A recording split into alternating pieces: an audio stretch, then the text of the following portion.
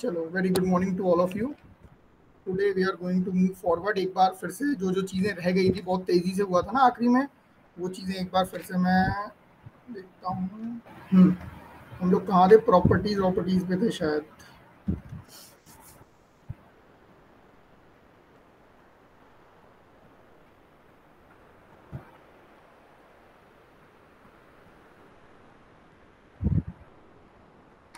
चलो, ये सब हमने कर लिया था।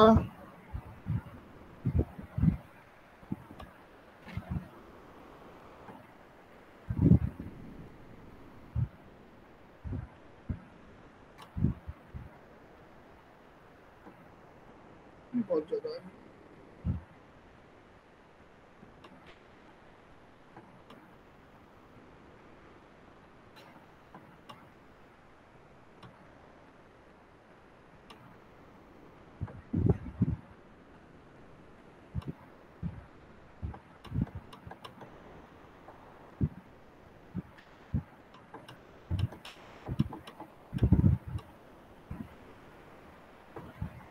चलो, यहाँ से शुरू कर रहे हैं। What are the soil structures and clay minerals. ठीक है, लास्ट क्लास में हमने टाइप्स ऑफ सॉइल देख लिया था। ठीक है, types of soil and the various properties we have seen. Now we are going to the soil structures. देखो, अब सॉइल स्ट्रक्चर्स और क्ले मिनरल्स का क्या यूज है। जो ये टाइप्स ऑफ सॉइल हमने जो पढ़ी ना, that are mainly due to the, जैसे मैंने कुछ मिनरल्स बताए थे, मॉन्ट मोरिलोनाइट है तो वो ये टाइप की सॉइल होगी। तो इनके स्ट्रक्चर्स पे डिपेंड करता है। ठीक है, सॉइल का जो स्ट्रक्चर होगा ना, उस स्ट्रक्चर डिसाइड करेगा कि सॉइल हमारी कैसी होगी। ठीक है, तो ये भी अलग अलग टाइप्स के होते हैं।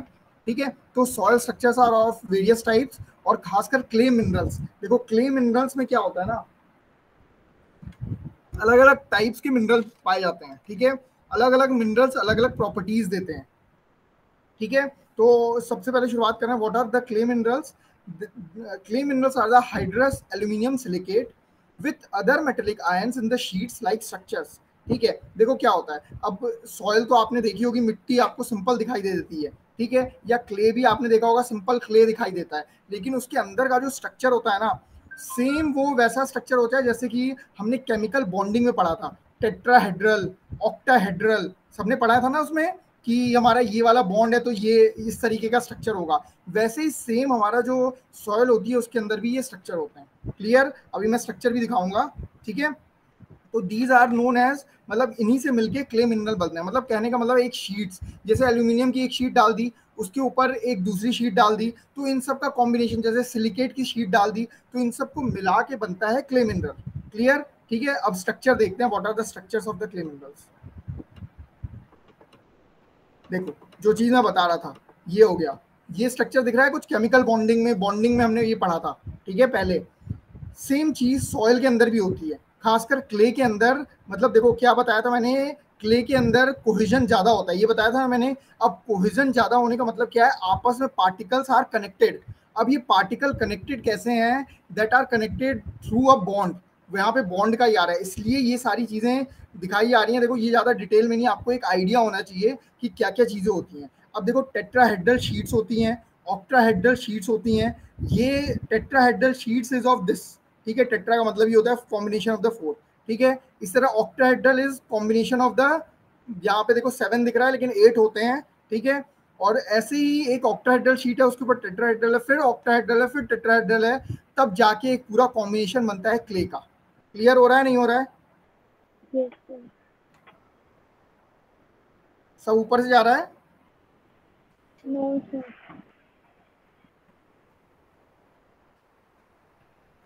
देखो, यहाँ पे जो ग्रीन बॉल्स दिखा रहा है ना, that is the notation of the oxygen. ठीक है, और ये सिलिकन। ठीक है, ऑक्सीजन के 4 मॉलिक्यूल और सिलिकन का एक मॉलिक्यूल मिलके बना रहा है टेट्राहेड्रल शीट। ठीक है, इसी तरह ऑक्सीजन और हाइड्रोक्सिल ये सारे हैं, और ये एल्यूमिनियम के मॉलिक्यूल मिलके बना रहे हैं ऑक्टाहेड्रल शीट। ठीक है, इन शीट्स का कॉम्बिनेशन इज टोटल हमारी जो क्ले और वो बन रही है। ठीक है, नाउ कमिंग टू इन्हीं के। Excuse me sir. हाँ, बोलो। सर, क्ले में दोनों होते हैं? दोनों होते हैं मतलब? अच्छा, ये शीट्स। यस सर, दोनों शीट्स। बिल्कुल, अभी देखो क्ले के मिनरल पढ़ेंगे अलग अलग। देखो, इनका कॉम्बिनेशन है, जैसे कैरोलाइट मिनरल अभी आगे पढ़ने जा रहे हैं। ठीक है। तो ये शीट्स का कॉम्बिनेशन मिलके देखो, हो सकता है सिर्फ टेट्राहेड्रल भी हो सकता है सिर्फ ऑक्टाहेड्रल भी हो, ठीक है, और इनका कॉम्बिनेशन भी हो सकता है, ठीक है। अभी एक एक क्ले को डिटेल में देखेंगे तो वहां पे बताऊंगा कौन सी शीट कहाँ पे है, ठीक है। क्लियर, आगे बढ़ूं? Yes, sir. ठीक है। नाउ आइसोमॉर्फस सब्स्टिट्यूशन, अब ये सब देखो इतना डिटेल में नहीं देखना, लेकिन पता होना चाहिए। देखो क्या होता है ना, जब किसी एटम को रिप्लेस कर दिया है, ठीक है, तो replacement of the one atom in the basic unit by another atom. जैसे ये देखो टेट्राहेड्रल का एक बेसिक स्ट्रक्चर हो गया, इसमें से कोई एक एटम को आप इस ऑक्सीजन को रिमूव कर दो, दूसरा कोई भी ले आओ, तो that is known as isomorphous substitution, ठीक है। एक एटम को चेंज कर देना दूसरे एटम से, ठीक है। अभी कोई भी एटम होगा XYZ, ठीक है, तो that is known as isomorphous substitution. अभी इतना डिटेल में इसको नहीं देखना है, सिर्फ सबसे पहले आते हैं हमारे लिए टाइप्स ऑफ क्ले मिनरल्स, ठीक है। तो क्ले मिनरल्स में पहला है कैवलाइनाइट, ठीक है, कैवलाइट मिनरल। अब इसका स्ट्रक्चर देखो, जो अभी काशवी ने पूछा था ना, कॉम्बिनेशन कैसा होगा, देखो सिलिकॉन की शीट्स, ठीक है, एक मिनट, क्या बना दिया है लेटेस्ट, ये पूरा स्ट्रक्चर बना दिया, देखो यहाँ देख लो, made by the aluminium sheet combined with the silica sheet, ठीक है, joined by the hydrogen bond. देखो क्या है, एक एल्यूमिनियम की शीट रखी, फिर सिलिका की शीट रखी। अब देखो इनके अलग अलग वेरिएशन से, जैसे जैसे ये शीट्स चेंज होगी ना, वैसे वैसे हमारा क्या चेंज होता जाएगा, वो मिनरल का नाम चेंज हो जाएगा, ठीक है। तो अगर कैवलानाइट मिनरल हम बोलेंगे तो that is made of from aluminium sheet या सिलिका शीट, ठीक है, उनका कॉम्बिनेशन को हम क्या बोलेंगे, कैवलानाइट मिनरल, ठीक है। It is joined by the hydrogen bond, it's quite stable, that means volume change is less due to the moisture variation। China clay सबने देखा है, यूज किया होगा, मॉडल बनाया होगा, देखा नहीं देखा, हार्डन हो जाता है। Yes sir. जैसे ही आप उसमें हल्का सा पानी मिलाओ ना, तो मॉइस्चर वेरिएशन जैसे ही होगा, वॉल्यूम चेंज बहुत कम होता है, ठीक है, मतलब आप इजीली उसमें वर्क कर सकते हो, ठीक है। तो ये बताया है कैवलानाइट मिनरल का एग्जांपल होता है चाइना के, ठीक, चाइना क्ले, ठीक है। तो this is the structure of kaolinite mineral, ठीक है।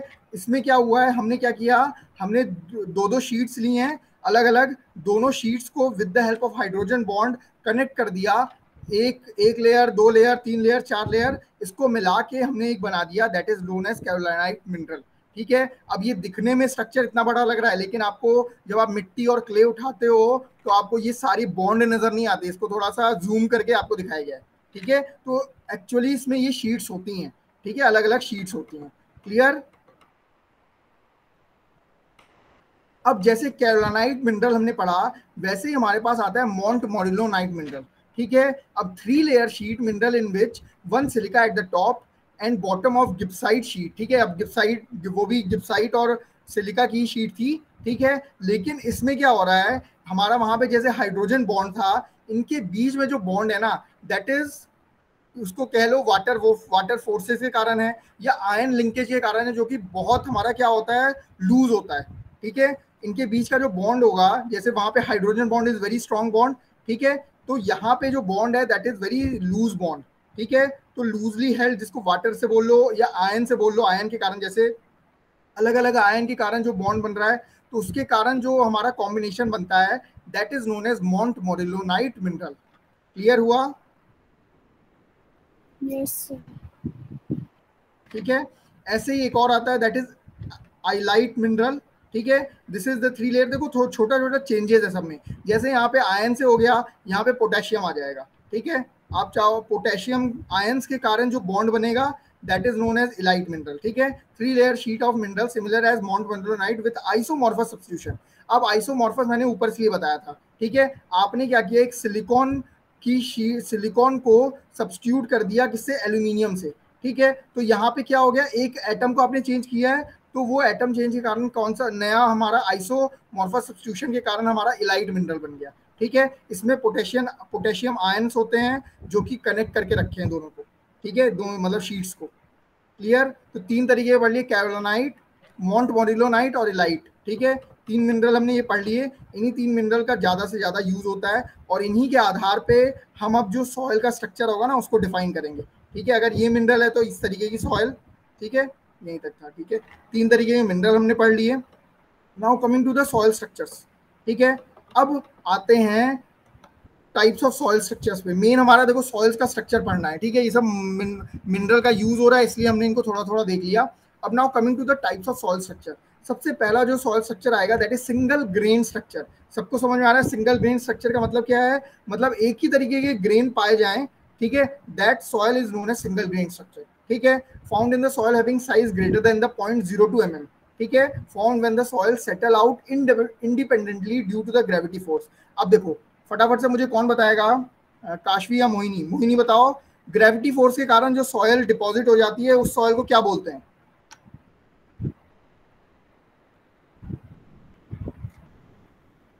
Glacier soil.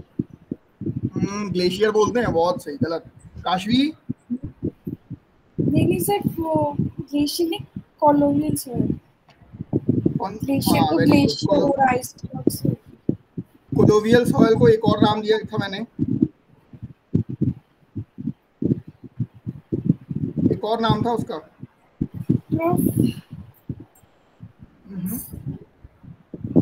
टैलस।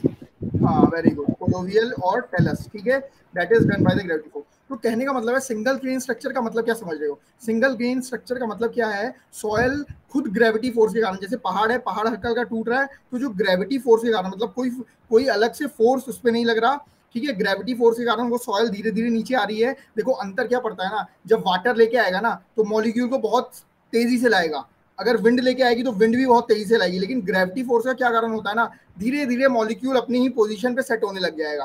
तो वैसे स्ट्रक्चर जनरली कैसे होंगे? सिंगल ग्रेन स्ट्रक्चर होंगे। ठीक है, जिनका एग्जांपल होता है that is gravel and coarse sand. ठीक है, ग्रेवल आपने देखा है, ग्रेवल सिंगल ग्रेन स्ट्रक्चर ही होते हैं, पूरे साइज एक साइड, मतलब एक साइज के ग्रेवल पाए जाएंगे। ठीक है, जो सैंड होगी, सैंड में भी कोर्स सैंड, ठीक है, फाइन सैंड को नहीं बोल सकते। ठीक है, जिनका साइज ग्रेटर होता है 0.02 mm, that is known as single grain structure. Clear?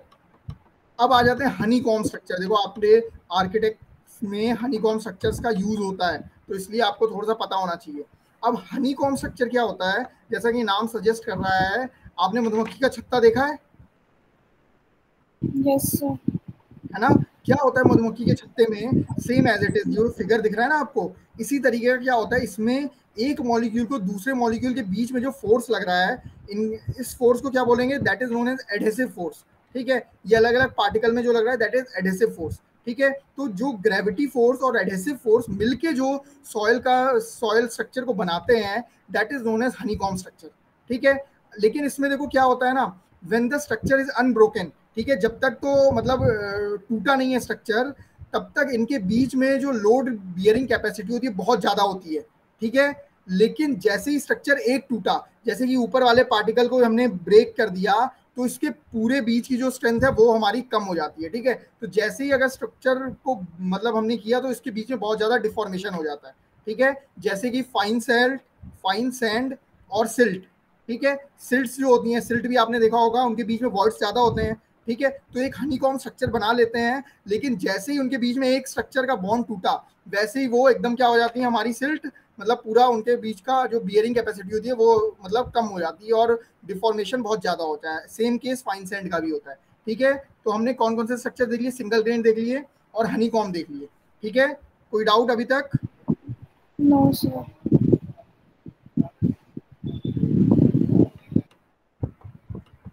Next is flocculent and disperse structure. ठीक है, नाम से ही समझ में आ रहा है, दिख रहा है फ्लोक्यूलेटेड। ठीक है, अलग अलग ग्रेन पार्टिकल अलग अलग डायरेक्शन में हो, दैट इज फ्लोक्यूलेटेड। ठीक है, और डिस्पर्स भी होता है जब एक ही डायरेक्शन में सारे पार्टिकल हो। देखो यहाँ पे found in the soil having the size less than, ये याद रखना, बहुत छोटे साइज के पार्टिकल में ये चीज पाई जाएगी। ठीक है, particle joint edge to edge. ठीक है, अगर एज टू एज से कनेक्टेड है to the surface result flocculent structure with the high volume of the voids. जैसे एज टू एज से अगर कनेक्टेड होंगे, जैसे ये एज टू एज है, तो इनके बीच में वॉइड्स बहुत ज्यादा होंगे। ठीक है, लेकिन यही when flocculated structure remoulded by the man, इनको आप क्या करो? रीमोल्ड करो। रीमोल्ड मतलब ऊपर से जैसे आप क्या करो? प्रेशर डालो, तो ये एक सिंगल डायरेक्शन में आ जाएंगे, that is known as dispersed. ठीक है, तो into the surface to the surface orientation, ये देखो यहाँ पे क्या हो रहा था, टू एज कनेक्शन था, यहाँ पे क्या हो गया? यहाँ पे सरफेस टू सरफेस ओरिएंटेशन हो गया। ठीक है, तो that will result into a disperse structure. Clear? Yes sir. Sir तो डिस्पर्स स्ट्रक्चर जैसे हाँ अगर हम एग्जांपल लेना चाहें डिस्पर्स स्ट्रक्चर का, तो जब हम सॉइल की फर्स्ट लेयर को फ्लोइंग कहते हैं ना उसे, कि मतलब उसको आ, मतलब एयर अंदर जाए, एयर पार्टिकल्स इंक्रीज करने के लिए उसको करते हैं अच्छा, मेरे फार्मर्स वगैरह। को नहीं, तो सही तब बोल रही हो काशवी। काशवी एग्जाम्पल बताओ कौन से हो सकते हैं स्ट्रक्चर डिस्पर्स या फ्लोकुलेटेड में, कौन सी सॉइल आई है? अब इतनी सारी सॉइल आपने पढ़ ली है। सर डिस्पर्स्ड में तो डिस्पर्स्ड में तो क्ले नॉर्मल आ सकती है आपकी। हाँ, देखो ये ध्यान रखना, साइज लेस देन 0.002 mm, तो इसमें हमारी ग्रेवल नहीं आएगी, ठीक है? ग्रेवल नहीं यस आएगी, सर। कोर्स सैंड भी नहीं आएगी, ठीक है? यस इसमें सर। क्ले के ही पार्टिकल्स आएंगे। तभी तो आपको देखो, क्ले देख लो, या फाइन सैंड थोड़ा बहुत करते हुए सिल्ट देख लो, ठीक है? सिल्ट में क्या होता है, सिल्ट में सारे स्ट्रक्चर फ्लोक्यूलेटेड है, ठीक है? मतलब एज टू एज है। लेकिन अगर आप सिल्ट को कंप्रेस कर दो, ठीक है, तो उसमें भी देखो कंप्रेशन में भी टाइम लगता है, लेकिन कंप्रेस करोगे तो एक टाइम बाद वो डिस्पर्स्ड में आ जाएंगे, ठीक है? तो एज टू एज हो तो हमारा फ्लोक्यूलेटेड।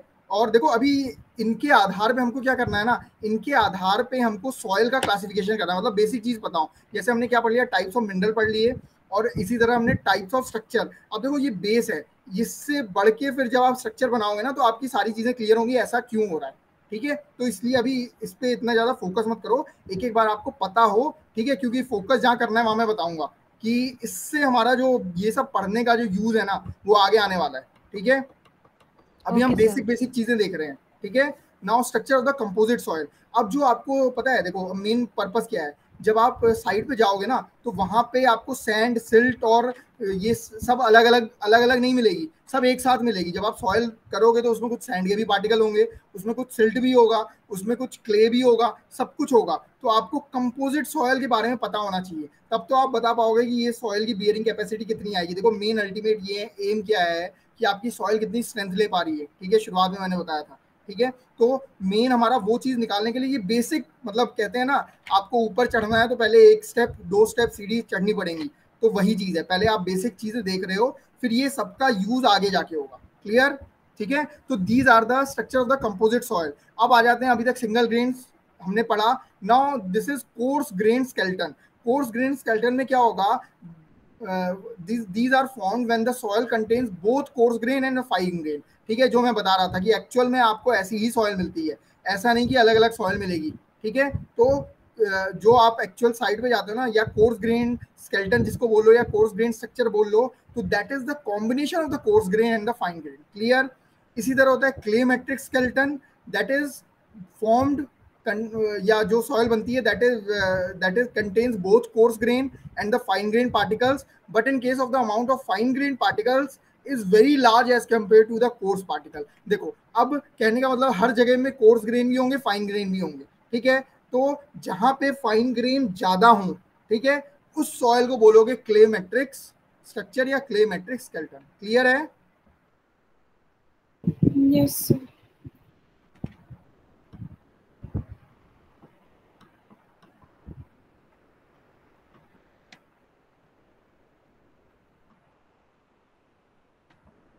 चलो, अब दीज आर, यहाँ तक था आपका पूरा सॉइल का स्ट्रक्चर खत्म हो गया, ठीक है? अब कुछ प्रॉपर्टीज बता रहा हूँ। देखो एक्चुअल आपके सिलेबस में ऐसा तो नहीं दिया कि ये प्रॉपर्टी बता दो, वो प्रॉपर्टी बता दो, लेकिन कुछ चीजें ना जब आप पढ़ोगे तो टाइप्स ऑफ सॉइल को क्लासिफाई करने के लिए आपको पता होना चाहिए क्या होता है, ठीक है? जैसा कि अब मैं आपसे पूछूं कि आपने, मतलब मान लो काशवी ने सैंड लिया, ठीक है, और क्या बोलते हैं, मोहिनी ने ग्रेवल ले लिया, ठीक है? अब मैं आपसे पूछूं कि मुझे ये बताओ कौन सी सॉइल अच्छी है, कोई बताएगा मुझे दोनों में से कौन सी सॉइल अच्छी है?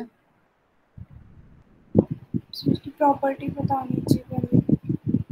हाँ, क्या मोहिनी, थोड़ा सा तेज बोलो, मेरे को पता नहीं आवाज मेरी कम है या वॉइस हल्की हल्की आती है। सर ग्रेवल के कंपैरिजन में, मतलब अगर प्लांटेशन या किसी और चीज़ के लिए, मतलब सैंड ज़्यादा स्टेबल रहेगी ग्रेवल के कंपैरिजन में। वेरी हमें गुड। उसकी प्रॉपर्टी बतानी चाहिए फर्स्टली तो। अच्छा। नहीं, हाँ देखो बिल्कुल सही बात है। अब देखो किस पर्पस के लिए आप यूज कर रहे हो ना, वो तो है ही, कि आप मान लो प्लांटेशन के लिए कर रहे हो, लेकिन अभी हम यहाँ पे सॉइल किस लिए पढ़ रहे हैं?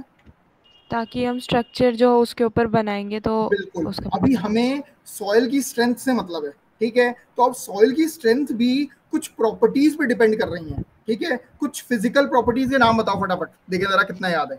What are the physical properties of the soil?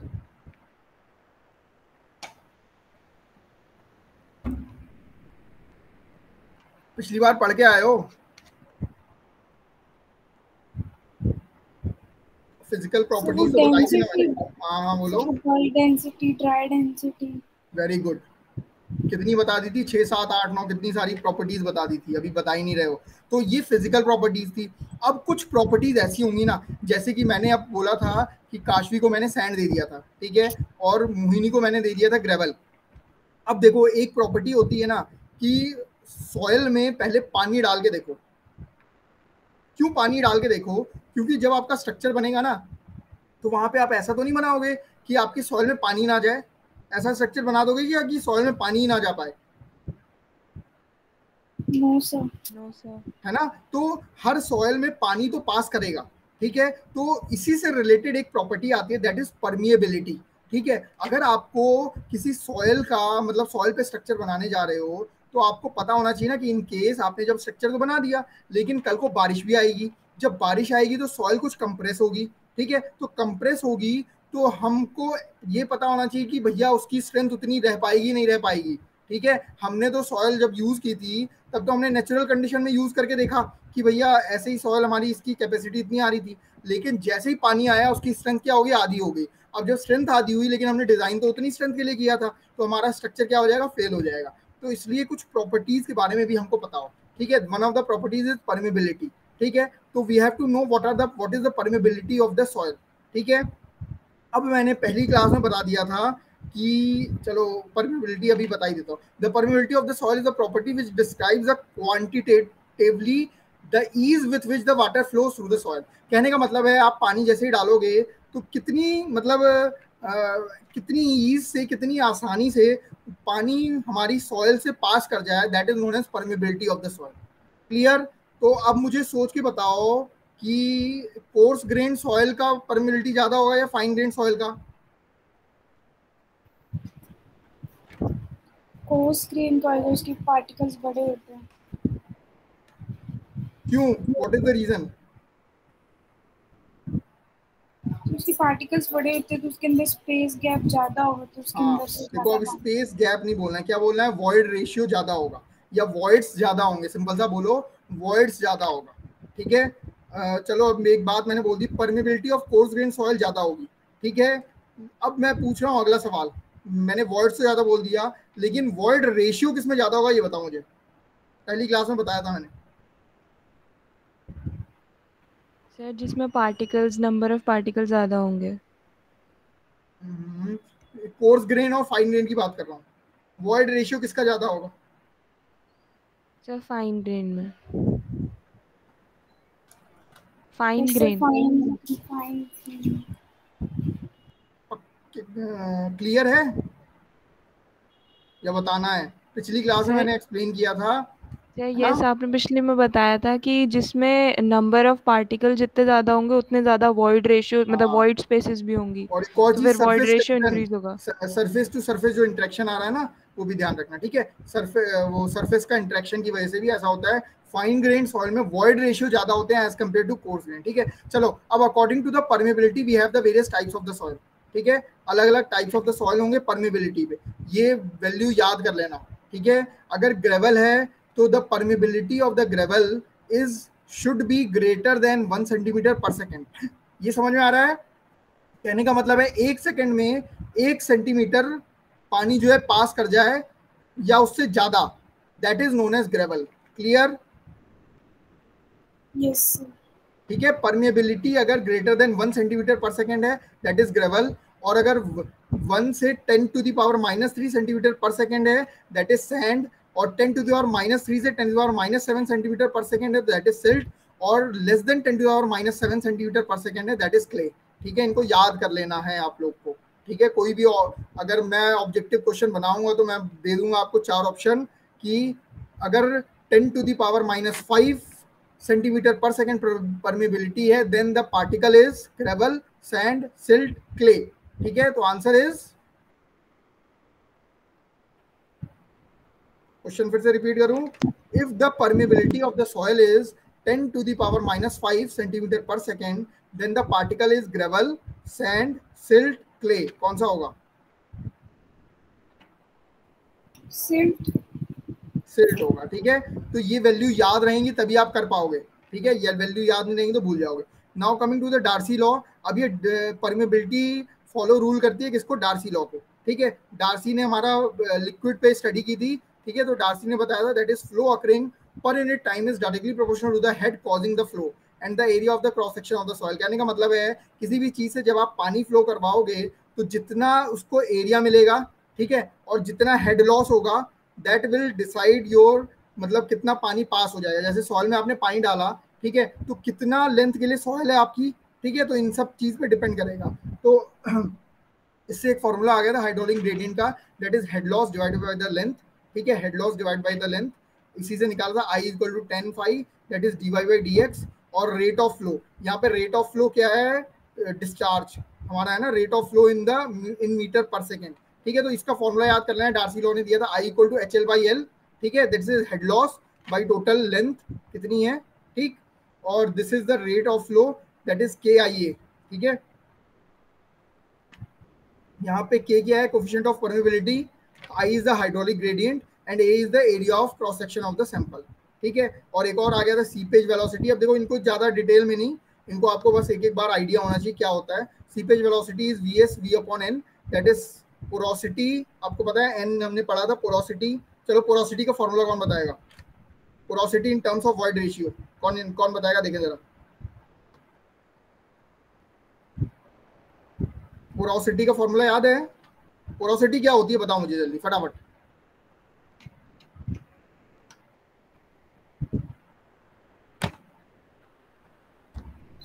Void और सॉइल का रेशियो। पक्का सही है। मैंने in terms of void ratio पूछा था। N और E का रिलेशन था ना कुछ, याद भी करवाया था मैंने। E क्या है? N पहले N बड़ा है तो E क्या होगा? प्लस में आएगा, कुछ याद नहीं आ रहा। चलो सीपेज वेलोसिटी पता लिया, दैट इज हमारा क्या हो गया? Discharge velocity by porosity. ठीक है, इसी तरह कोफिशिएंट ऑफ परकोलेशन आ जाएगा, that is K upon N, that is coefficient of percolation by porosity. ठीक है, चलो ये अभी। अब आ जाते हैं method for the determination of permeability. अब परमेबिलिटी निकलती कैसे है?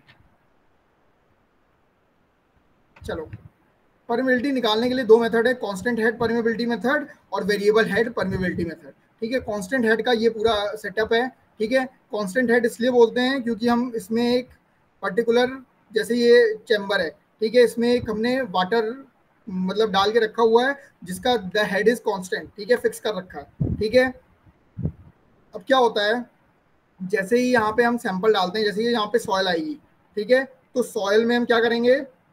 वाटर का सप्लाई करेंगे। ठीक है, ऊपर से वाटर डालेंगे तो कितना वाटर इसमें पास करेगा, that is known as permeability. अभी मैंने जो बताया था, कितना पानी इसमें से पास हो पाएगा। ठीक है, तो जब आप कांस्टेंट हेड चैम्बर नीचे रखते हो तो यहाँ से आपको पता चलता है, देखो यहाँ से एक पानी निकलेगा और यहाँ से ऑलरेडी हमारा पानी है। ठीक है, तो इसके हेड के डिफरेंस पे हम बता देते हैं कि हमारी परमेबिलिटी कितनी होनी चाहिए। ठीक है, तो ये पूरा मेथड है। ठीक है, एक बार ये मेथड देख लेते हैं। ये लेबोरेटरी में ये फिक्स रहते हैं, मतलब इंस्ट्रूमेंट फिक्स रहते हैं। आपको बस सॉइल सैंपल लाना होता है, सॉइल सैंपल डाल दिया, ठीक है, उसके बाद पानी मतलब फ्लो कर पाया। अब कांस्टेंट हेड परमेबिलिटी टेस्ट किसके लिए यूज होता है? कोर्स ग्रेन सॉइल के लिए होता है। ये लैब का मेथड है। ठीक है, water is allowed to flow through the medium under the constant head and the volume of the fluid through which the soil mass is collected in the vessel in time t। देखो यही बताया था ना particular time में, और इसका formula है that is K equal to QL upon T into AH। ठीक है, तो मतलब कहने का मतलब कितने पर्टिकुलर टाइम में कितना पानी हमारा मूव किया या कितना volume of water discharge collect हुआ, that is known as permeability. ठीक है, तो ये पूरा मेथड है, इसको भी ज्यादा डिटेल में नहीं, आपको पता होना चाहिए कि ये मेथड होते हैं बस, है ना। अब नेक्स्ट इज फॉलिंग हेड और वेरिएबल हेड, जो मैंने बताया था। ठीक है, it is done for the fine grain soil, वो वाला कोर्स के लिए होता है, ये वाला फाइन के लिए होता है। Again it is lab method. इसका फॉर्मूला थोड़ा सा चेंज है, that is K equal to 2.303 AL by 80 multiplied by log H1 into H2। ठीक है, H1 H2 अलग अलग हाइट इनका देखो इसका भी पूरा सेटअप दिया हुआ है।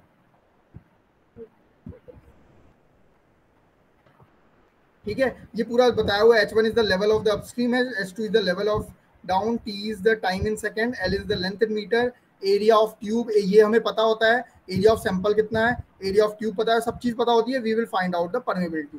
ठीक है, एक और मेथड होता है that is capillary permeability test. ठीक है, वो पार्शियली सैचुरेटेड सॉइल भी कई बार देखो सॉइल ऐसा नहीं है कि आपको ड्राई कंडीशन में मिलेगी। ठीक है, पार्शियली सैचुरेटेड सॉइल के लिए भी आप कर सकते हो। That is cylindrically test tube having dia 4 centimetre and length 3.5 होना चाहिए यहाँ पे, 3.5 centimetre, use to find out the permeability and capillary rise in the medium. ठीक है, और इनडायरेक्ट मेथड भी है that is Kozeny Carman equation. Direct यहाँ पे वैल्यू रख दो, बाकी चीज की वॉइड रेशियो निकालना है, डी डायमीटर रखना है। ठीक है, sorry D is the particle size of the soil mass. ठीक है, is the void ratio, gamma and ये unit weight and dynamic viscosity, Allen Hazen equation. ठीक है, एलन हेजन इक्वेशन, ये अलग अलग इक्वेशन दी हुई है। ठीक है, कि इससे भी आप परमेबिलिटी निकाल सकते हो। कंसोलिडेटेड इक्वेशन है, टिर्जार्गी इक्वेशन है। ठीक है, अब आ जाते हैं सबसे important that is factor affecting the permeability. ठीक है, फैक्टर अफेक्टिंग द परमेबिलिटी, आप कौन कौन से फैक्टर अफेक्ट कर रहे हैं। ठीक है, तो मुझे बता सकते हैं कौन कौन से फैक्टर अफेक्ट कर रहे हैं। देखो, जो भी जितने भी फॉर्मूले हैं ना, ये फॉर्मूले आप देखोगे तो इनके आधार पे आप बता दोगे कि किस किस पे डिपेंड कर रहे हैं। जैसे कि यहाँ पे फॉर्मूला है, तो सबसे पहला तो हमारा परमेबिलिटी डिपेंड कर रही है किस पे, हमारा वॉइड रेशियो पे। ठीक है, वॉइड रेशियो पे डिपेंड कर रही है ना इस फॉर्मूले से, और पार्टिकल साइज पे डिपेंड कर रही है। ठीक है, कोफिशिएंट ये डायनेमिक कोफिशिएंट पे कर रही है। तो इन्हीं से निकाला है। अगर आपसे पूछ ले कि परमेबिलिटी किन किन चीज़ों पे डिपेंड करती है, तो आप इन फॉर्मूले के थ्रू आप बता सकते हो किस किस से। पार्टिकल साइज हो गया, स्पेसिफिक सरफेस एरिया हो गया, वॉइड रेशियो हो गया, डिग्री ऑफ सैचुरेशन हो गया, एंट्रैप्ड गैसेज हो गए, फॉरेन इम्प्यूरिटीज हो गई, एब्जॉर्ब वाटर हो गया, कितना पानी वो एब्जॉर्ब कर पा रहा है। ठीक है, तो ये सारी चीजें होती हैं जिससे परमेबिलिटी इफेक्ट करती है। क्लियर? यस। चलो, अब मुझे बता दो परमेबिलिटी किसकी ज्यादा होगी, फ्लोकुलेटेड की होगी या डिस्पर्स्ड की होगी? फ्लोकुलेटेड स्ट्रक्चर की परमेबिलिटी ज्यादा होगी या डिस्पर्स्ड की?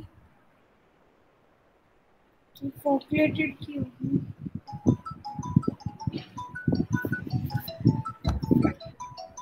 बताओ बताओ फटाफट। जो फ्लोकुलेटेड। हेलो,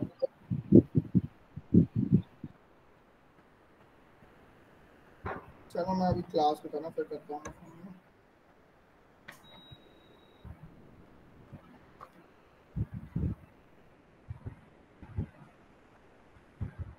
देख लो, ठीक है, फ्लोकुलेटेड स्ट्रक्चर की परमेबिलिटी हमेशा ज्यादा होगी डिस्पर्स के। क्यों क्यों क्यों? क्योंकि एज से एज जब आप जुड़ेंगे तो उसके बीच में वॉइड्स ज्यादा बन रहे हैं। ठीक है, जब सरफेस टू सरफेस हमारा स्ट्रक्चर हो जाएगा तो उसमें क्या हो जाएंगे, वॉइड्स कम हो जाएंगे और पानी का फ्लो कम हो जाएगा। ठीक है, तो permeability will be greater in flocculated structure.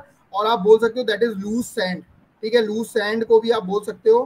ठीक है, इसी तरह देखो, लूज सैंड में भी ज्यादा परमेबिलिटी होगी as compare to the dense sand. Clear? ठीक है, तो ये ऑब्जेक्टिव क्वेश्चन पूछा जाता है किसमें परमेबिलिटी ज्यादा हो सकती है, किसमें कम हो सकती है। ठीक है, next is permeability of stratified soil. ठीक है, अब ये स्ट्रेटिफाइड सॉइल क्यों आई? जब भी सॉइल बनती है तो लेयर बाय लेयर बनती है। तो कई बार क्या होता है, उसमें अलग अलग लेयर पानी होने के कारण कई बार ऊपर से तो परमेबिलिटी ज्यादा आ रही है, फिर नीचे परमेबिलिटी कम हो गई। ठीक है, तो इसलिए हमें पता होना चाहिए कि उनका रिलेशन क्या होगा। तो यही पैरेलल और परपेंडिकुलर वाला रिलेशन है। अगर if the bedding plane is, sorry एक मिनट, हाँ, जब स्ट्रेटिफाइड है तो एक मिनट, जब पैरेलल है दोनों बेडिंग प्लेन, जैसे दिख रहा है ना, ये प्लेन इसके पैरेलल है। ठीक है, तो हमारा क्या हो जाएगा, that is coefficient of permeability कैसे आएगा, that is k1 into Z1 plus k2 into Z2, जितने भी रहेंगे kn multiplied by Zn divide by Z1 plus Z2 plus Zn। ठीक है, मतलब कहने वाला कोफिशिएंट ऑफ परमेबिलिटी इस लेयर की मल्टीप्लाइड जितनी हाइट है इसकी Z1। ठीक है, इसी तरह इस लेयर की परमेबिलिटी और मल्टीप्लाइड बाई Z2। ठीक है, तो अलग अलग परमेबिलिटी अलग अलग लेयर की भी हो सकती है, अलग अलग हाइट के लिए भी हो सकती है। ठीक है, तो इसका रिलेशन है। इसी तरह when the bedding plane is perpendicular, अगर परपेंडिकुलर होगा तो क्या होता है, जैसे कि ये परपेंडिकुलर है इसके। ठीक है, ये एक लेयर, फिर ये एक लेयर, फिर ये एक ये लेयर। ठीक है, तो इसमें क्या हो रहा है ना, देखो इनका फॉर्मूला निकालने का तरीका है। इस पूरे सॉइल सेम Z हाइट के लिए हमारा क्या हो रहा है, V1 V2 V3 अलग अलग फ्लो हो रहे हैं, जबकि इसमें क्या हो रहा है, पूरे में V फ्लो हो रहा है। ठीक है, टोटल वी फ्लो हो रहा है। ठीक है, यहाँ पे अलग अलग क्या हो जा रहा है, हमारा अलग हो जा रहा है हाइड्रोलिक ग्रेडियंट, जबकि यहाँ पे क्या हो रहा था, यहाँ पे हमारा हाइड्रोलिक ग्रेडियंट सेम है। देखो जितना हाइड्रोलिक ग्रेडियंट इधर से आ रहा है उतना ही हाइड्रोलिक ग्रेडियंट इधर से भी पास हो रहा है। तो यहाँ पे सेम हाइड्रोलिक ग्रेडियंट है, जब मतलब हर एक लेयर में सेम हाइड्रोलिक ग्रेडियंट है। ठीक है, जबकि यहाँ पे हमारा अलग अलग हाइड्रोलिक ग्रेडियंट है और हमारा फ्लो सेम है। ठीक है, वी। तो इसके लिए परपेंडिकुलर के लिए क्या हो जाएगा, ठीक इसका उल्टा, Z1 plus Z2 plus Zn तक divide by Z1 by K1, Z2 by K2 और Zn बाई Kn। ठीक है, तो ये फॉर्मूले याद करने हैं क्योंकि डायरेक्टली ऑब्जेक्टिव क्वेश्चन में पूछ लिया जाता है कि इसका क्या होगा। क्लियर है? This is what about the permeability. कुछ पूछना है परमेबिलिटी में तो बताओ।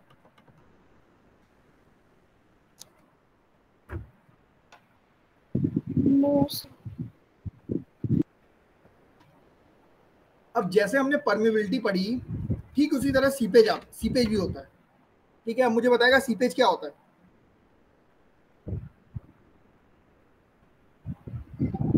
वाटर अंडर ग्रेविटेशनल फोर्स के फ्लो हो रहा है।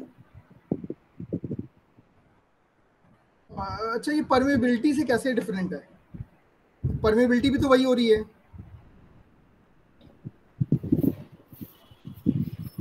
तो वो पर हेड के अकॉर्डिंग कितना वाटर फ्लो हो रहा है, सरफेस एरिया। हाँ देखो, बहुत डाउट होता है सीपेज और परमेबिलिटी में। ठीक है, तो एक चीज याद रखना, जो भी वॉइड्स में हमारा, देखो अब क्या है ना, दो चीजें होती हैं। आपने पानी डाल के छोड़ दिया, जैसे ही आप इंस्टेंट पानी डालते हो उसमें से जो पानी निकलता है, ठीक है, पानी तुरंत का तुरंत निकल रहा है, that is known as seepage. ठीक है, परमेबिलिटी क्या होती है, जब तक उसका जो मतलब वॉइड्स हैं जब तक फिल नहीं हो रहे हैं। देखो सबसे पहला काम होता है ना, पानी जाते ही कुछ सॉयल कुछ वाटर को एब्जॉर्ब करती है। ठीक है, एब्जॉर्ब करने के बाद कुछ पानी निकलता है, तो हमारा क्या होता है, दैट इज परमेबिलिटी। ठीक है, अब पानी डालते ही निकल रहा है, that is known as seepage. ठीक है, मतलब देखो सबसे पहला जो काम होगा ना, जैसे ही पानी जाएगा तो उसमें क्या होगा, हमारा ग्रेविटेशनल फोर्स के कारण कुछ पानी तो ऐसे ऐसे निकल जाएगा। ठीक है, वो बाद की बात है, वॉइड्स में क्या जा रहा है क्या नहीं जा रहा। ठीक है, तो सबसे पहला जो होता है that is seepage. It is the flow of water under gravitational forces in a permeable medium. ठीक है, अब देखो इनका भी पूरा सीपेज का भी कैलकुलेशन है, सीपेज कैसे निकलेगा क्या निकलेगा। ठीक है, उनका भी मेथड है पूरा।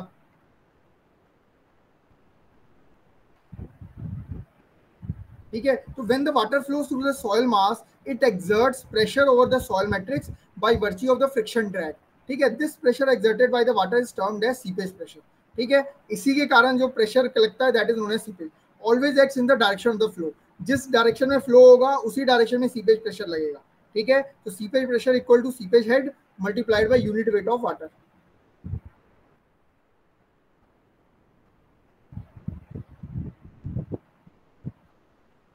चलो, एक फिनोमेना आपने सुना होगा, क्विकसैंड फिनोमेना। देखो सबसे इंपॉर्टेंट है, बहुत जगह पूछा जाता है।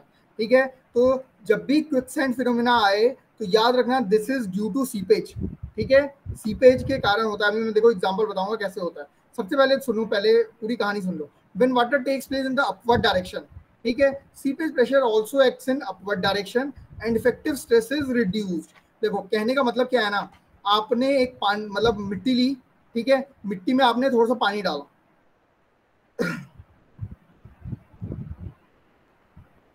जब भी सीपेज प्रेशर होगा, ठीक है, मतलब कहने का मतलब क्या है ना, जब भी मतलब पानी का फ्लो होगा तो पानी के फ्लो के कारण कुछ इफेक्टिव स्ट्रेस डेवलप होगी हमारी सॉइल में। ठीक है, अब ये इफेक्टिव स्ट्रेस क्या होती है हमारी, इफेक्टिव स्ट्रेस का मतलब क्या है, सॉइल में भी कुछ स्ट्रेस लग रहा है। ठीक है, वो स्ट्रेस क्या करता है, ये जो सीपेज प्रेशर होता है वो इफेक्टिव स्ट्रेस को रिड्यूस कर देता है। ठीक है, तो रिड्यूस करते करते मान लो देखो एक सीपेज प्रेशर लग रहा है, एक इफेक्टिव स्ट्रेस है। ठीक है, तो सीपेज प्रेशर ज्यादा ज्यादा ज्यादा होता जाएगा तो इफेक्टिव स्ट्रेस क्या हो रहा है, कम होता जा रहा है, और कम और कम और कम, और एक टाइम ऐसा आ जाएगा कि इफेक्टिव स्ट्रेस हमारा जीरो हो जाएगा।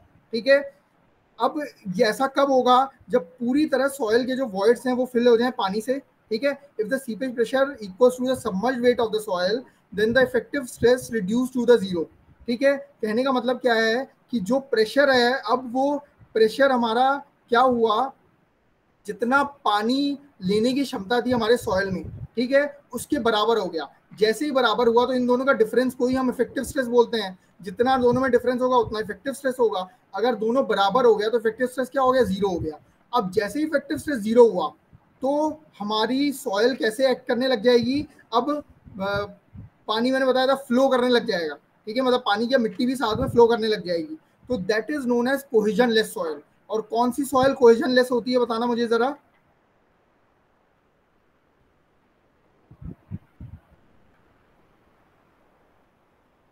कोहेजन लेस सॉइल मैंने क्या बताया था, क्ले हो गई, ठीक है, क्ले के बारे में बताया था ना। तो ऐसी सिचुएशन देखो मतलब क्या हुआ, अब जब कोहेजन लेस हो गई ना तो उसके बीच में जो शेयर स्ट्रेंथ था वो हमारा क्या हो गया, 0 हो गया, ठीक है। अब जैसे ही वो शेयर स्ट्रेंथ 0 हुआ, अब इसकी टेंडेंसी क्या हो जाएगी, फ्लो करने की हो जाएगी पानी के साथ साथ। तो दिस इज नोन एज, अभी क्विकसैंड कंडीशन इसी को बोलते हैं। जनरली ये किस में होता है हमारा, आपने वहां देखा होगा क्या बोलते हैं, क्या बोलते हैं, अब देखो क्विकसैंड नाम क्यों दिया गया है, ठीक है। क्विकसैंड का मतलब ये है, सिंपल सी बात है, ये सैंड में हो रहा है, ठीक है। पहली चीज तो ये सैंड में होगा, सैंड बॉइलिंग और फ्लोटिंग कंडीशन कभी कभी आपने देखी होगी, ठीक है, यूट्यूब पे डाल के देखना सैंड सैंड बॉइलिंग क्या होता है, ये क्विक कंडीशन क्या होती है, ठीक है। जैसे जैसे हमारा पानी जाता जाएगा तो एक टाइम ऐसा आ जाएगा जबकि दोनों का प्रेशर इक्वल हो जाए, तो हमारी इफेक्टिव से जैसे ही 0 हुई, that phenomena is known as quicksand phenomena, ठीक है। उसी को बोलते हैं क्विकसैंड, पाइपिंग या सैंड बॉइलिंग या फ्लोटिंग कंडीशन। क्लियर है? यस।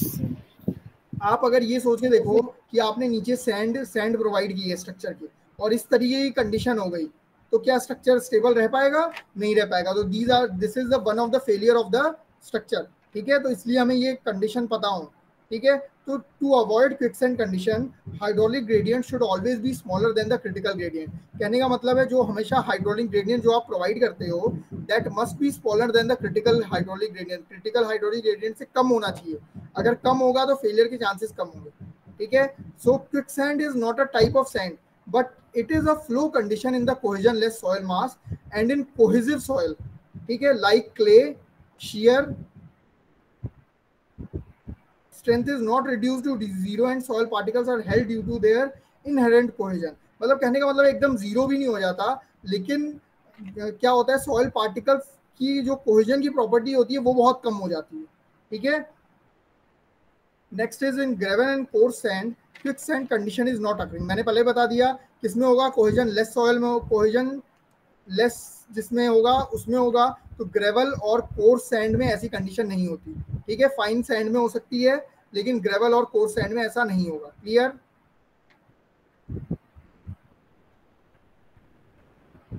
ये कंडीशन देखो, दिख रहा है कुछ, समझ में आ रहा है? दलदल जो हम लोग बोलते हैं ना, that is also part of quicksand condition, ठीक है। मर्जी लैंड, मार्शी लैंड जो भी हो जाते हैं, this is what the quicksand condition. ये दिख रही है क्विकसैंड कंडीशन क्या होने लगा, ठीक है, पानी मिलते ही ये फ्लो करने लग गया पानी में, ठीक है। ये भी कहते हैं ना, when excavation is done before the ground water table and water is pumped out from the excavated area to carry out the engineering activities. तो ये इस तरीके की सिचुएशन भी आ जाती है, तो हमें ये भी ध्यान रखना है कि क्विकसैंड कंडीशन ना आए। क्लियर? Yes sir.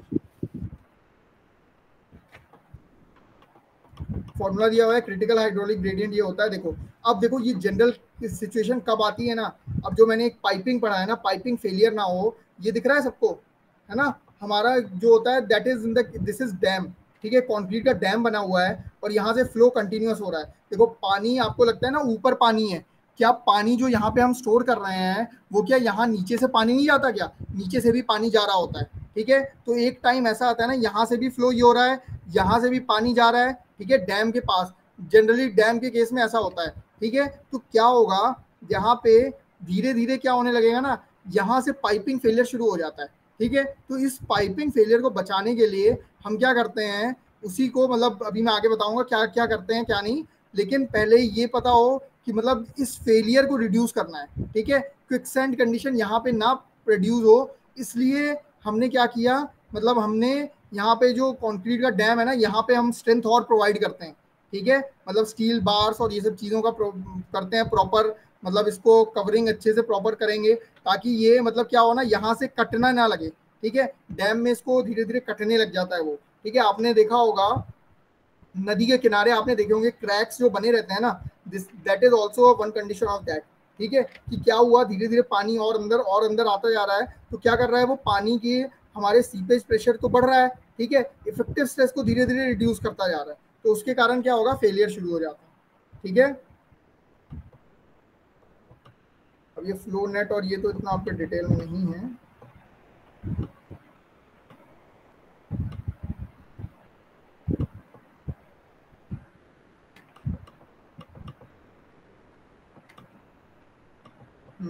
ये है आपका इफेक्टिव स्ट्रेस। इफेक्टिव स्ट्रेस आपको पता होना चाहिए, टोटल स्ट्रेस कितना होता है, अभी जो मैंने बता दिया था।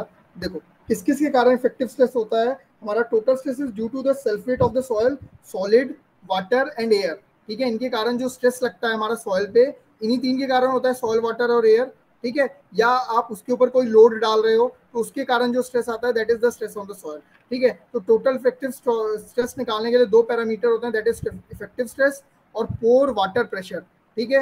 ये देखो ये सॉइल का पार्टिकल देख लो, ये सॉइल है, ठीक है, इस पे ऊपर से आ रहा है effective stress, sorry total stress, ठीक है, तो टोटल स्ट्रेस जब इस पे पड़ेगा तो नीचे से हमारा कुछ इफेक्टिव स्ट्रेस जनरेट होगा, effective stress will be equal to total stress minus u क्या है, that is pore water pressure. अब एक प्रेशर हमारा पानी भी तो डाल रहा है, ठीक है, तो ये पानी जो प्रेशर डाल रहा है वो नीचे की तरफ डाल रहा है और ये ऊपर से नीचे की तरफ आ रहा है, तो that is sigma minus u, यानी total stress minus pore water pressure will give you effective stress. Clear है, तो this is the value of effective stress. और इसी को निकालने के लिए जो अभी हमने पढ़ा था, इफेक्टिव स्ट्रेस को देखो डिफाइन कैसे किया जाता है, it is being transferred in the soil by grain to grain, ठीक है, which tends to force the particles to come into closer state of the contact, ठीक है, result into decreased void ratio and increase in the degree of denseness and mobilization of the shear strength, ठीक है। कहने का मतलब क्या है, जैसे जैसे इफेक्टिव स्ट्रेस बढ़ेगा, ठीक है, हमारा वॉइड रेशियो क्या होता जाएगा, कम होता जाएगा। इफेक्टिव स्ट्रेस का मतलब समझ रहे हो, पार्टिकल्स और पास आते जाएंगे, ठीक है। जैसे जैसे वॉइड रेशियो कम होगा वैसे वैसे डेंसनेस बढ़ती जाएगी, मतलब पार्टिकल और पास आते जाएंगे तो डेंसनेस बढ़ रही है, ठीक है, and the mobilization of the shear strength, ठीक है, mobilization of the shear strength भी बढ़ता जाएगा, ये जितने पास आएंगे उतनी शियर स्ट्रेंथ बढ़ रही है, ठीक है। That's why it is also termed as intergranular stresses, आपस में जो लग रहा है। पोर वाटर प्रेशर क्या होता है, हमारा pressure which is being transferred by the, हमारा जो फ्लूइड है उसके कारण जो प्रेशर ट्रांसफर हो रहा है, that is pore water pressure equal to the weight of the fluid above the concern section in the soil.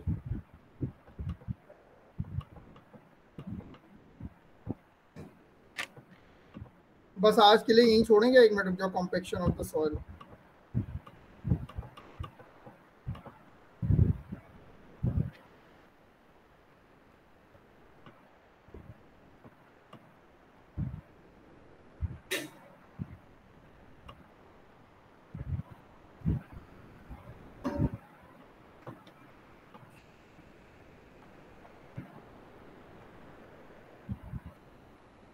देखो ये पूरा एज इट इज आपके सिलेबस में दिया है, type of equipment, type of soil, ये थोड़ा सा देख लेना, है ना, इनके बारे में कौन कौन से इक्विपमेंट किस किस के लिए यूज होते हैं, ठीक है। बाकी इतना ज़्यादा कंप्रेसिबिलिटी ये सब इतना आपके उसमें नहीं है।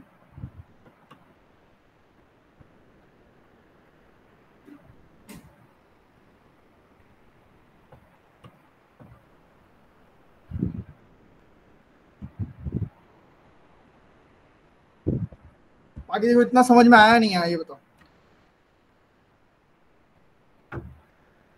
यस सर, आज का ज़्यादा समझ आया पिछली बार से। अच्छा, पिछली बार से आज कम ही पढ़ा है ना, इसीलिए। नहीं देखो क्या है ना, देखो अब मैं थोड़ा सा डिटेल में इसलिए चल रहा हूँ ना, क्योंकि आगे सारी चीज़ें आएंगी। क्या क्या आएगा, सॉइल एक्सप्लोरेशन आएगा। नेक्स्ट जो टॉपिक था ना आपका सॉइल एक्सप्लोरेशन था, तो सॉइल एक्सप्लोरेशन करने से पहले आपको पता तो होना चाहिए ना क्यों कर रहे हैं, ठीक है। क्योंकि देखो हमको स्ट्रेंथ चाहिए, स्ट्रेंथ के लिए आपको क्या करना पड़ेगा, देखो ये प्रॉपर्टीज जो हमने देखी, ठीक है, इन प्रॉपर्टीज के अलावा भी बहुत सी ऐसी चीज़ें हैं, जैसे कि आप देखो सबसे पहला काम देखो क्या करते हैं, पहला क्या मतलब, जब आप स्ट्रक्चर बनाने से पहले प्रॉपरली पूरी सॉइल को कॉम्पैक्ट किया जाता है, ठीक है। अभी जो कॉम्पैक्शन था, ठीक है, तो एक बार कॉम्पैक्शन पढ़ना, कॉम्पैक्शन, कंसोलिडेशन, ये सब चीज़ें की जाती हैं। आपने देखा होगा बड़े बड़े रोलर, बड़े बड़े डंपर साइड पे चलाए जा रहे हैं। क्यों चलाए जाते हैं, ताकि वो प्रॉपर तरीके से अपनी स्ट्रेंथ को गेन कर ले, ठीक है। उसके बीच के वॉइड्स या हमारा जो वाटर मॉलिक्यूल है उनको हम रिमूव कर देते हैं, ठीक है, तो यही होता है कॉम्पेक्शन कंसोलिडेशन। ठीक है, तो ये करने से क्या होगा ना, अब वो सॉयल जो मतलब जो स्ट्रेंथ थी उसकी स्ट्रेंथ और बढ़ गई। ठीक है, देखो अब आप लोग को जो हम पढ़ा रहे हैं इसलिए पढ़ा रहे हैं कि आप भी अपना मैक्सिमम आउटपुट दे पाओ। ठीक है, जब आपको नॉलेज रहेगी तो आप मैक्सिमम अपना मतलब एप्लीकेशन कर पाओगे उस चीज का। ठीक है, तो वही चीज होती है सॉयल के साथ भी ऐसा है। सॉयल को जितना आप मतलब मैक्सिमम स्ट्रेंथ के लिए डिजाइन कर दोगे ना, तो वो सॉयल अपनी प्रॉपर हो जाएगी। देखो ये टेस्ट करने का सिर्फ एक पर्पज होता है कि हमें ये पता हो कि इसकी बियरिंग कैपेसिटी कितनी है। अगर बियरिंग कैपेसिटी अच्छी है तब तो कुछ वर्क ही नहीं करना, लेकिन अगर अच्छी नहीं है तो उस पर आपको क्या करना पड़ेगा, वर्क करना पड़ेगा। ठीक है, कुछ एक्स्ट्रा ऐड करना पड़ेगा या दूसरी सॉयल लानी पड़ेगी। ठीक है, तो इसलिए ये सब टेस्ट हो रहे हैं। तो सॉयल एक्सप्लोरेशन का भी यही है कि सॉयल को एक्सप्लोर करना। बड़े बड़े ड्रिलर्स आते हैं, ड्रिल हो गए, बोर्ड लॉग्स हो गए। ठीक है, तो आज इक्विपमेंट ही देख लेना, इक्विपमेंट फॉर सॉयल एक्सप्लोरेशन, ये सारी चीजें देखना एक बार। ठीक है, तो पता चलेगा बहुत सारी चीजें हैं जिनका यूज करना है हमें। ठीक है, तो फिर अब हम लोग चलेंगे डिजाइन ऑफ फुटिंग और डिजाइन ऑफ फाउंडेशन पे। ठीक है, यहाँ तक क्लियर है? यस। तो एक बार देखो पिछले में क्या दिक्कत आई ये बताओ, मतलब दिक्कत इन द सेंस एक बार पढ़ोगे ना तो सारी चीजें क्लियर होंगी। अब बोलो तो मैं कुछ ऑब्जेक्टिव क्वेश्चंस, अब खुद तो करते नहीं हो तो मैं ही लेके आऊं, बताओ। सर एक बार आप असाइनमेंट मतलब असाइनमेंट नहीं, वैसे आप डाल दीजिएगा जैसे आपने लास्ट टाइम डाले थे, ऑब्जेक्टिव क्वेश्चन डाले तो उसमें फिर हमने करे थे लास्ट टाइम पे जब आपने क्लासरूम में डाले थे।